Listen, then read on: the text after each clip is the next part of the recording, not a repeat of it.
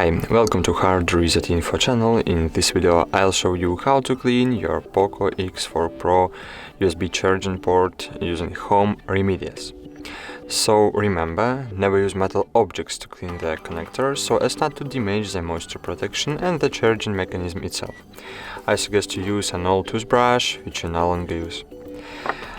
So as you can see, there is something in my charging port that is preventing the charging cable from going all the way into the connector, and now we are going to try to clear it.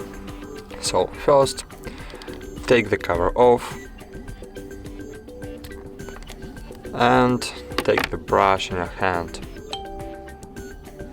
Then insert one part of the brush in the charging port and try to pry the dirt out. So cool, as you can see, charging port was successfully cleared. And that's all. Thank you for watching, like this video, subscribe to our channel, and bye. See you.